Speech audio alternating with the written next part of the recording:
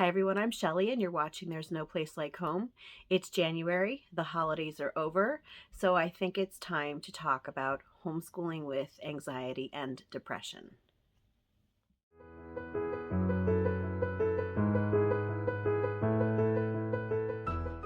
It's that time of year again, unfortunately. There are a lot of people who are affected by what is known as seasonal affective disorder or seasonal depression at this time of year, and that is often coupled with anxiety. And unfortunately, this also affects a lot of homeschool moms, and it can really, break down your routine and it can break down your resolve to educate your children every day, especially when you are having those really bad days. And this is something that I have dealt with for years at this time of year. I never look forward to January and February and most of March because this is the time that I seem to have the most trouble at all. But it is our responsibility as homeschool moms or homeschool dads to continue educating our children no matter how we feel. And so I'm just going to share some tips on how I've gotten through it over the years. So, the first thing that I can tell you is that if you have a more regimented routine, I would suggest maybe relaxing your homeschool for a season. Cut back, maybe add some more fun activities. Even cut the length of your homeschool day. If you are having really long homeschool days, I highly recommend that you would cut back. Our typical homeschool day only takes about 2.5 hours, and that is for 6 children this year. So, you really can get everything done in a shorter amount of time because we don't need to replicate how things are done in school. Once our children finish one thing, they can just move on. They don't need to wait for the bell to ring. So, that's one thing to keep in mind. Another tip that I have for you is if you're really feeling down, and especially if the sun is out, get outside. The lack of vitamin D is really what causes so many people to have issues at this time of year. And one of the best things that you can do for both yourself and your children is to get outside on those nicer days. Really take advantage of it. Breathe some fresh air, surround yourself with greenery, let your kids do a nature study, let your kids maybe just run around, get some energy out. And some of you might enjoy maybe taking your kids places even when you're feeling like this. You might enjoy going to the mall or going on a field trip.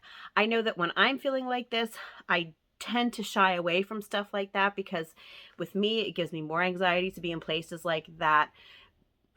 So honestly, like my favorite place in the world is the trail by our house and the canal by our house.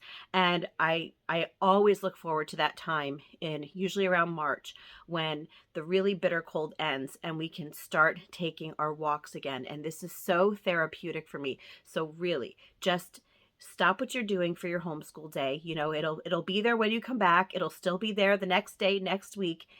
There is so much learning to be found in everything. That includes taking your children outdoors and letting them just take in, the God-given creation all around them. So the next tip that I have for you is just incorporate things into your homeschool routine that you really enjoy.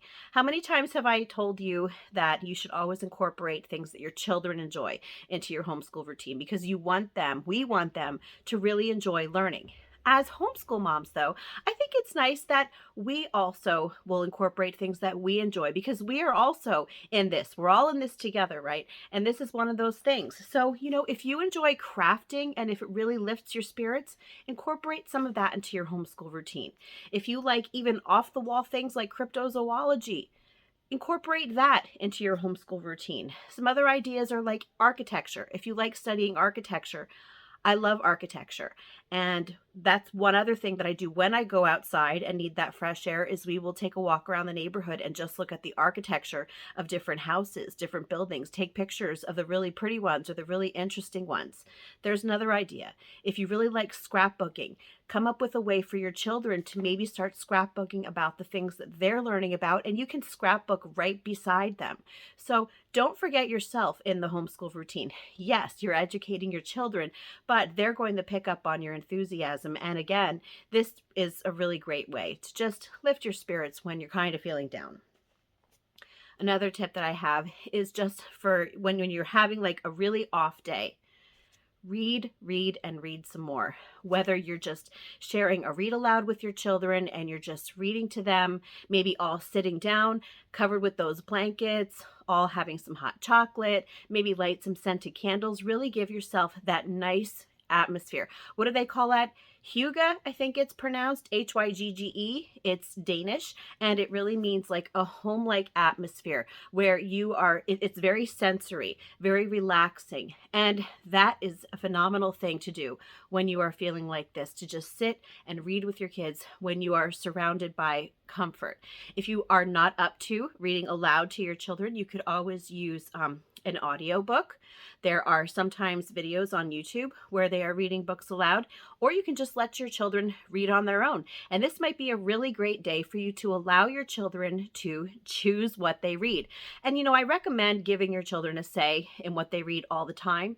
It doesn't mean that you should never assign reading to them, but I think that for the most part, they should be choosing their own books because you want them to like reading. And this is really one of those times that just let them read what they want to, even if it's comic books, even if it's manga, even if it's picture books. As I said with nature study, there is learning to be found in everything. Also, if you're having like a really off day, and this isn't something that you're going to want to do every day, but sometimes there are those days that you just feel like you just can't do anything. And this is a good day to watch a movie as a family, watch a documentary that you'll all enjoy, or a video. It's okay if you do these things. It's okay to have down days. And in that respect, if you are just feeling really, really down and out, take the day off. You can do that as a homeschool parent.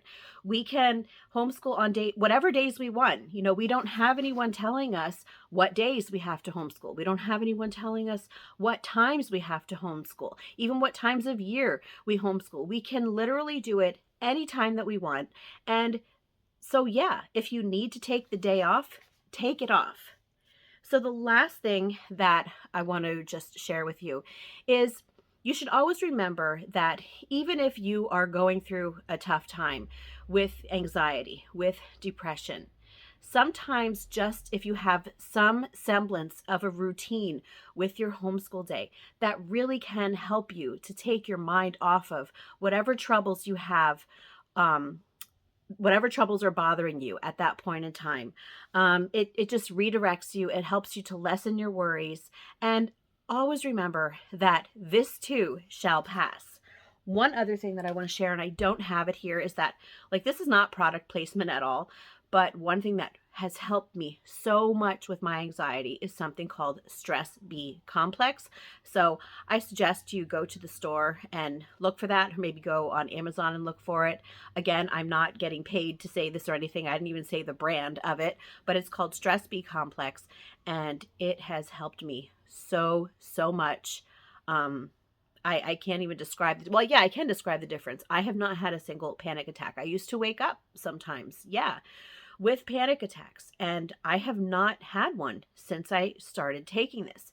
And so it's just a vitamin, it's natural.